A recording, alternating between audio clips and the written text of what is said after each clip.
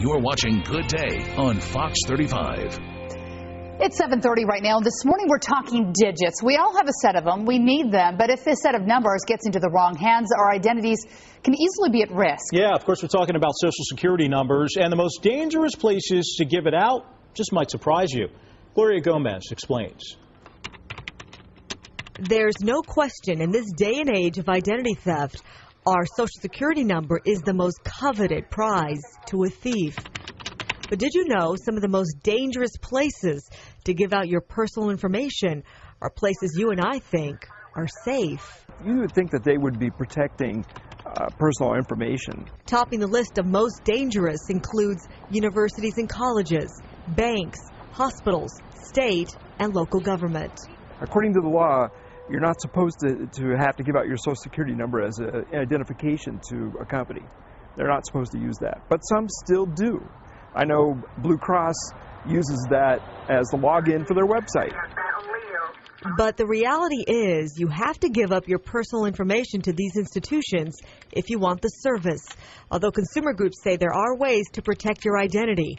Never ever put your Social Security card in your wallet. It could be stolen along with your identity. But what if you get a call or an email from the IRS wanting to confirm your personal information for your long-awaited refund? It's probably not the IRS. You know, that is probably a scam. That's probably not true. They're not going to call you like that and ask for your Social Security number. It's not going to happen. And a few more reminders. Never use your Social Security number for a password, on the internet, or to write on a personal check. While nothing will protect your identity 100%, safeguarding it when you can will prevent it from getting into the wrong hands. All right, so here's a question. What can you do to keep your Social Security number safe? Here with us now, identity theft expert Tyler Wildman. Tyler, thanks for joining us. Thank you. All right, you said there are 5 things that people at home can do to keep their identity safe. The first thing, taking stock and scaling down. What do you mean?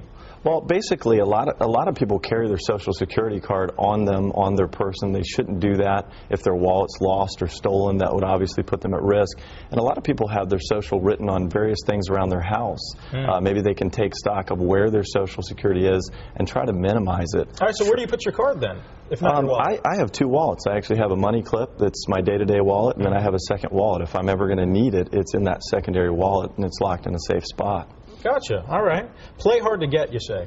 Yeah, what does that mean? I think when consumers go into a business or a public, entity, a lot of times they feel obligated just because somebody asks for their social to go ahead and give it. And in most cases, it's not required. And a lot of times you can just simply ask, I'm going to, hold this off.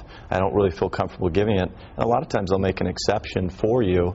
And the Privacy Act of 1974 actually limits certain entities from asking for that information, and they have to provide a disclosure of what they're going to do with it and why they need it if they're going to ask so for pretty it. much you need to say, why do you need it? Because I'm not really comfortable giving it out. I'm worried about identity theft. Ask some more questions. Absolutely. Just ask. Okay. Because you might not have to give it out. Absolutely. I only give it out when I feel it's to my benefit and I feel comfortable. Like where? In what? I mean, obviously, if you're looking for you get a car loan, that kind of thing, because they need to check. When they're going to pull your credit. Right. But, certain businesses will ask for it.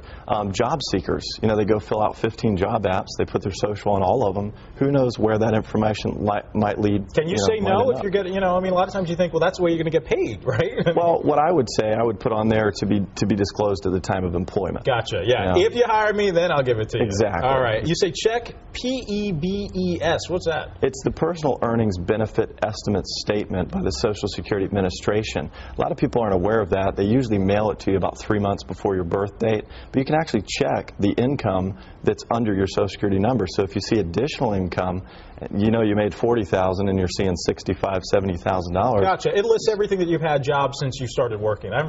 Right. Yeah. Okay. Right. Watch for scammers. Well, a lot of times scammers will fake their caller ID or send you a fake email. And they ask for things like your social. For instance, I could call you right now from the Social Security Administration's phone number and say I was calling, I need to verify your social. In the caller ID, you would see Social Security Administration. However, it could be a scammer just trying to get you to give that up. Who's really going to call you and ask for your Social Security number? But, people might do it, yeah. Yeah, you'd be surprised. Identity Theft Shield, for your company, those can help, but what if people can't afford it?